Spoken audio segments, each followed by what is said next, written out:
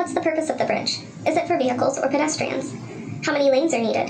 What kind of bridge should be designed? After function comes the question of materials. What kind of materials should be used to construct the bridge? The answer to this question usually depends on the bridge type and site conditions. A very critical question then comes into play. Safety.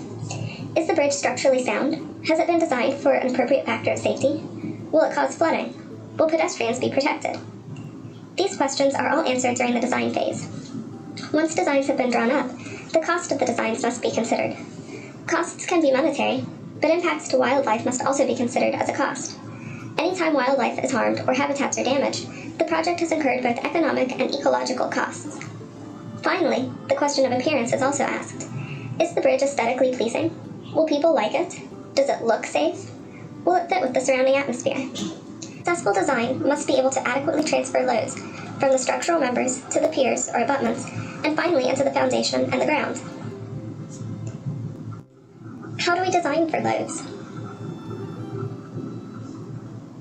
We apply Newton's second law, which states that the net force equals mass times acceleration. But bridges aren't moving, so what happens to our equation?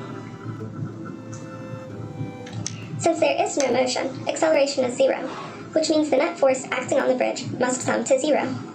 This is a statement of static equilibrium. We have three equilibrium equations that we apply when designing bridges. The sum of the forces in the x direction equals zero, the sum of the forces in the y direction equals zero, and the sum of the moments about any point equals zero. For each equilibrium equation, we have sign conventions for the direction of the forces or moments. Remember that forces are vectors, so both direction and magnitude need to be accounted for in our equations. In the x direction, positive is to the right. In the y direction, positive is up. And for moments, positive is counterclockwise.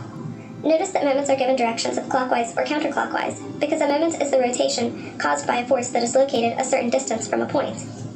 Moment is given by force times distance from the point to the location where the force is acting. Truss bridges have 5 main components: the bottom chord, the top chord, the diagonals, the verticals, and the joints. Trusses are called non-load path redundant structures because if a certain member fails, the entire bridge will fail. These members, called fracture-critical members, are a key part of the load transfer system because there is no other load path for the forces to flow through if only a single fracture-critical member is missing. So why do you think triangles are chosen in design instead of squares? If we apply the same load at the top of a square and a triangle, what do you think will happen to each shape? The square deforms under loads, while the triangle maintains its shape and allows the forces to flow through the sides and into the ground. So here is our bridge design and the calculation for the bridge.